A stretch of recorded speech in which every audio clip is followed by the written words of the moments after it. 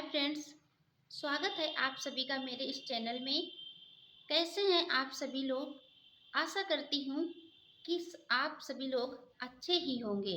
मैं हर रोज की तरह आज फिर एक नई कहानी के साथ में उपस्थित हूँ।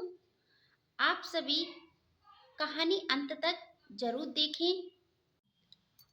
यह कहानी एक ऐसे गांव से जुड़ी हुई है जो गांव एक नदी के किनारे बसा हुआ था और वहाँ के लोग काफी नदी से मछली पकड़कर और कुछ लोग नदी के किनारे अपने खेतों में काम करके जीवन यापन करते थे। एक व्यक्ति अपने खेतों पर काम कर रहा था और उसे जोरों से प्यास लगी। वह व्यक्ति नदी में पानी पीने के लिए जाता है कि उसकी अचानक से नजर एक टोकरी पे पड़ती है, जो टोकरी कपड़ों से भरी हुई थी और उसमें किसी बच्चे की रोने की आवाज आ रही थी। वह व्यक्ति पानी जैसे ही पीता है और रोने की आवाज सुनता है बच्चे की, तो उसका ध्यान इधर उधर हो जाता है और वह खड़े होकर देखने लगता है। लेकिन आसपास से कोई भी ऐसा व्यक्ति नहीं गुजर रहा था कि जिसके पास छोटा बच्चा हो। फिर वो इधर उधर देखने लगता है, झाड़ियों में देखने लगता है, लेकिन उसे नहीं कोई बच्चा दिखाई पड़ता है। अब उसका शक उस नदी में जो टोकरी थी उसी पर गया। जो कपड़े थे, उसने देखा कि उस टोकरी में कपड़े भरे हुए हैं और उसी पर उसका ध्यान पहुंच जाता है कि मुझे लगता है कि इसमें कोई बच्चा है। और वह व्यक्ति उसमें जाकर नदी में और उस टोकरी को निकाल के ले आता है। जब उस टोकरी को चेक करता है तो उसमें एक सुंदर सी लड़की निकलती है, लेकिन वह अभी नवजात ही थी। उसे बहुत ही 2 3 4 घंटे या 6 7 घंटे बीते होंगे उसके जन्म हुए और किसी ने उसे त्याग दिया, यानी उसकी माँ ने उसे त्याग दिया। अब क्या मजबूरी होगी, क्या हुआ होगा उसके साथ में, किस कारण से वह नदी में छोड़ी गई थी, इसका तो उसे कोई पता नहीं था। लेकिन उस व्यक्ति ने उस छोटी सी नन्ही जान को गोदी में लिया और वहां से अपने खेत पर आ जाता है। थोड़ी देर के बाद उसकी पत्नी भी खेत पर खाना लेके आती है। वह उस बच्ची को दिखाता है तो उसकी पत्नी बहुत ही खुश होती है और पूछती है कि यह बच्चा किसका है, तुम्हारे पास कहाँ से आया है।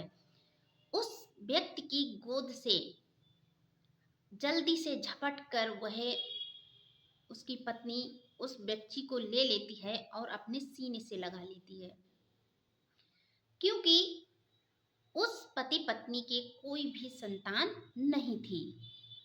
शादी के कम से कम 15 20 साल निकल गए थे, लेकिन उनकी कोई संतान नहीं थी। काफी मंदिर मस्जिद हर जगह पर वे लोग गए, लेकिन फिर भी उन्हें कोई संतान नहीं हुई थी। वह लेडीज अब बहुत ही खुश थी। उसने हर उपाय कर लिया था, लेकिन उसका बेबी नहीं था। जब उस बच्ची को वो देखती है तो उसे अब छोड़ने का नाम नहीं लेती है। उसका पति भी बहुत खुश है और वह भी खुश हो, लेकिन अचानक से वह इतनी दुखी हो जाती है। उसका पति पूछने लगता है कि क्या बात है, अभी तो तुम खुश थी, अब दुखी कैसे हो गई।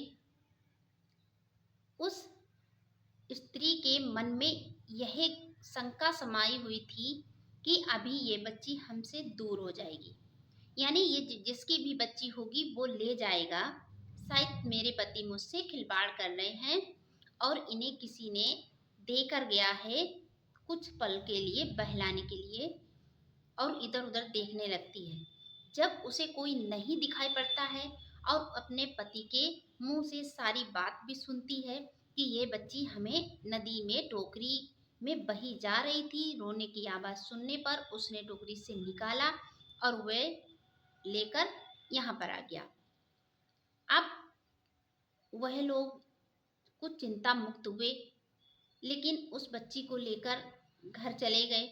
मन में उनकी शंका रहती कि सब लोग जानेंगे, पूछेंगे कि किसका बच्चा है, कहीं पता न चल जाए, कहीं मुझसे कोई छीन न ले जाए। लेकिन धीरे-धीरे करके 10-15 दिन बीत गए। उस बच्ची को कोई लेने नहीं आया। पूरे गांव में शोर भी हो गया कि रामू को बच्ची पड़ी हुई मिली है। पता नहीं किसकी बच्ची है। उसके बारे में गलत भी बोल रहे थे कि पता नहीं किसका गंदगी लेकर आए हैं और अपने घर पे रख लिया। लेकिन उस बात से रामू और उसकी पत्नी पर कोई फर्क नहीं पड़ता और उस बच्ची के माँ बाप वह दोनों स्वयं ही बन जाते हैं। धीरे धीरे करके वह बच्ची बड़ी होती जाती है और रामू से और उसकी पत्नी से ही माँ और पिता बोलने लगती है। अब वह भूल चुके कि ये बच्ची हमने पैदा किया या फिर मुझे मिली है। उन्हें इस बात का कोई ज्ञात नहीं है। अब वह बच्ची तो बहुत ही प्यारी थी।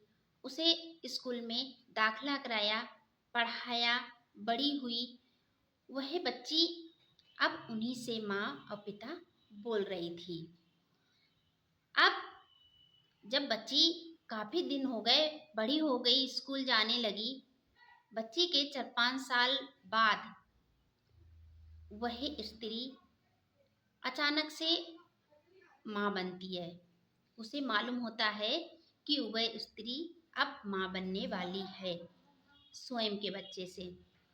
तभी उसके घर में और अपार खुशियाँ छा जाती हैं और उसके घर में हर बात की सुख सुविधाएं, धन की बाढ़ सी आ जाती है। जैसे उस बच्ची ने उसके भाग खोल दिए हों। कुछ दिनों के बाद जब उसके एक बालक होता है, अब तो उसके किसी बात की कोई कमी नहीं थी। एक लड़की और एक लड़का उसके पास में थे, जिसे वो बिल्कुल पराया नहीं समझती थी। अब दोनों को अच्छे से पढ़ा लिखा के बड़े करते हैं। बेटी की शादी हो जाती है, वो अपने ससुराल जाती है। अच्छे से आती बेटे को भी वे शादी कर देते हैं। धीरे धीरे करके रामू बूढ़ा हो जाता है, उसके हाथ पैर थकने लगते हैं। बेटा अच्छे से नहीं कमा पा रहा था, उसका धन अच्छे से उसके पास नहीं था और उसका कोई रोजगार अच्छे से नहीं चल रहा था। तभी वह अपने पिता से गलत बोलने लगता है और कहता कि मैं कैसे खर्चा चलाऊं, क्या करूं, मुझे तुम्हारा भार नहीं कर पाएंगे। अपने पिता को सुनाने लगता है कि हम कैसे तुम्हें देख रेख करें, क्या करें, और अपने माँ बाप को गलत ठहराने लगता है। अब वह बेटा, उसकी बेटा की जो पत्नी थी वो भी लड़ जाती थी जब वह कहती कि तुम बेटी को ज़्यादा चाहते हो और बेटे को नहीं चाहते हो। रामू बीमार भी पड़ गया धीरे धीरे करके। उसको चिंता सताने लगी कि मेरी जो स्वयं की औलाद है वो मुझे कितना सुनाती है, हर रोज कुछ ना कुछ मुझे बोल ही देती है। ए भगवान, इससे अच्छा तो ये औलाद ना होती तो मेरी एक ही बेटी मेरे लिए काफ़ी थी। अब वह बेटी जब भी अपने पिता को दुख में कष्ट में देखती तो उनसे मिलने आती और उन्हें देख रेख करती, उन्हें दवाइयाँ भी दिलाती और उन्हें हर वक्त अपने साथ ले जाने की ही बात करती। अब वे कह तो कुछ भी नहीं सकते थे, लेकिन अपने बेटे से बहुत ही रुष्ट रहने लगे। वह बेटा माँ और पिता से अलग हो जाता है, अलग रहने लगता है, खेत बाड़ी भी करने लगता है। अब माँ भी कमज़ोर हो गई थी और पिता भी कमज़ोर हो गए थे। कुछ दिन के बाद जब अच्छे से पिता की इलाज नहीं हुई, वह एक्सपायर हो गए। जब बेटी को पता चला तो बेटी आती है, अपने पिता के जो क्रियाकलाप होता है उसमें शामिल होती है। बहुत उसे दुखी होता है, बहुत वह बेटी रोती है। लेकिन वह लड़का जो होता है उसके ऊपर कोई फर्क नहीं पड़ता है, उसका दिमाग बिल्कुल बदल सा जाता है। और पिता का अंतिम संस्कार होने के बाद अब माँ का भी वह अच्छे से ख्याल नहीं रखता है। जब अच्छे से ख्याल नहीं रखता है तो वह जो बेटी थी वह रामू की पत्नी को अपने साथ लेकर चली जाती है और अपने साथ रखती है, अपने अच्छे से उसकी देख रेख भी करते हैं। और उनके जो बहू बेटा थे उनके ऊपर कोई फर्क नहीं पड़ रहा था। अब तो वे माँ भी बहुत सोचती और बेटी से ही अपना अच्छे से रहती और मन में दुख करती कि मेरे जब तक संतान नहीं थी मैंने मंदिर मस्जिद दवा सब कराया, लेकिन जब मुझे ये बेटी मिली तब मेरे घर में खुशियाँ आईं और मेरी गोद भी हरी हुई। लेकिन ऐसी औलाद से क्या फ़ायदा जो मेरे बुढ़ापे का सहारा न बन सकी, जिसने मुझे अलग छोड़ दिया रोने भटकने के लिए, जिसे मेरी तनिक भी परवाह नहीं है। ऐसी औलाद से मेरे कोई बच्चा ना होता तो मैं अच्छी थी। अब हर पल वह चिंता में रहती, उसकी बेटी बहुत समझाती लेकिन वह नहीं, उसके मन से अपने बेटे का दुख हल्का नहीं होता है, क्योंकि एक ही उसकी संतान थी और वो भी निकम्मी निकल जाए तो माँ बाप पर क्या गुजरती है। माँ सोच सोच के घबराती, वे कभी भी बेटे के पास आने की नहीं सोचती और बेटी के पास में ही रहती। कुछ दिनों के बाद जब वह माँ एक्सपायर होती हैं तो बेटे को खबर की जाती है कि तुम्हारी माँ एक्सपायर हो गई हैं। लेकिन बेटा अपनी बहन के घर पे नहीं जाता है और उनका अंतिम संस्कार भी करने के लिए मना कर देता है, क्योंकि गांव वालों ने उन्हें बहुत ही भर दिया था कि यह बेटी जो है ये रामू को पता नहीं कहाँ से किसका गंदगी उठा लाया था, उसी को वो अपना मानता है और उसके अलावा तुमको नहीं देखता है। तुम इनकी अपनी औलाद हो फिर भी अपनी बेटी को सब कुछ किया और तुमसे बढ़कर मानते हैं। यही कीड़ा उसके बेटे के दिमाग में गांव वालों ने भर दिया। इसकी वजह से वह बेटा अपनी माँ का अंतिम संस्कार भी नहीं करने गया, जो किया वो वह बेटी ने किया। कहते हैं कि नया जीवन कहाँ से होता है, कैसे होता है और कौन हमारा सहारा बनता है। अगर माँ बाप ना चाहें तो क्या बेटा का जीवन बन जाएगा? अगर उसकी देख रेख ना करें, एक बेटा को जन्म होते ही छोड़ दिया जाए, मार दिया जाए, तो क्या वह बड़ा हो जाएगा? अगर माँ बाप की वजह से ही बच्चों को इतना बड़ा जीवन मिलता है, इतना बड़ा शरीर बन पाता है, वो भी माँ पिता के आशीर्वाद से। क्या बेटे को ऐसा करना चाहिए? नहीं, ऐसा नहीं करना चाहिए। माँ बाप से ही तो जीवन मिलता है।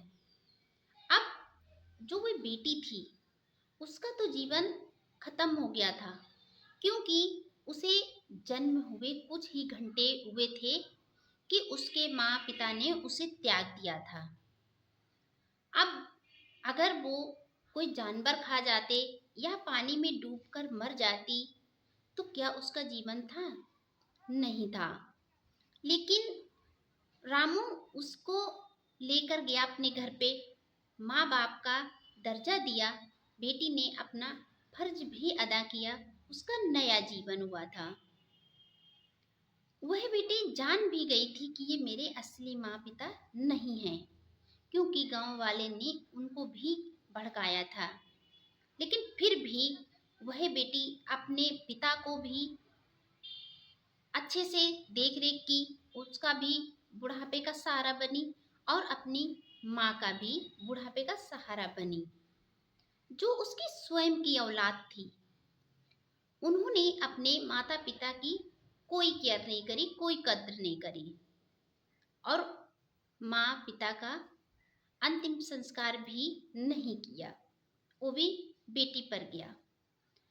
अब क्या होता है कि हम जिस पर भरोसा करते हैं कि यह मेरे जीवन का सहारा बनेगा, या जिससे हम मांगते हैं, मंदिर मस्जिद कहते हैं कि मुझे एक बेटा मिल जाए, एक बेटी मिल जाए, क्या पता वो हमारे बुढ़ापे का सहारा बनेगा या नहीं।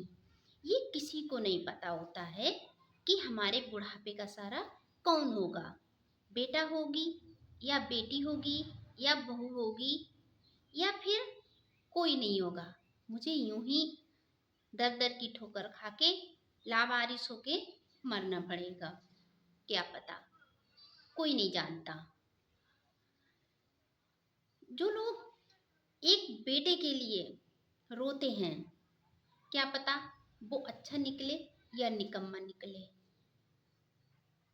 हमें किसी पर नहीं भूलना चाहिए और बेटा और बेटी समान होते हैं, सभी को समान समझना चाहिए। बेटा बेटी और बहू को भी एक समान समझना चाहिए। जब उस बेटे के माँ और पिता दोनों ही एक्सपायर हो जाते हैं, उसको भी संतान होती है और वे बड़े होती हैं। लड़का होता है और लड़की भी होती है। उसके 2 बच्चे थे और वो बड़े होने लगते हैं। जब उसके ऊपर भी पिता जैसी बीतने लगता है, तब उसे धीरे धीरे एहसास होने लगता है। उसका बेटा भी उसे कुछ ना कुछ गलत सुनाता है, तब वह अपने बेटे से उम्मीद करता है कि कितना निकम्मा निकला, ना पढ़ाई करने जाता है, दिन भर घूमता रहता है। अब वो अपने बच्चे को बहुत डांटता। अब वह धीरे धीरे अपने माता पिता की याद करने लगा कि हमारे माता पिता ने मुझे कितने लाड़ और प्यार से पाला था, लेकिन उसने अपने माता पिता के साथ में क्या किया, यह वह अपने बच्चों को बता भी नहीं सकता था कि उसने अपने माता पिता के साथ क्या किया, अच्छा या बुरा। तभी उसे धीरे धीरे एहसास हुआ।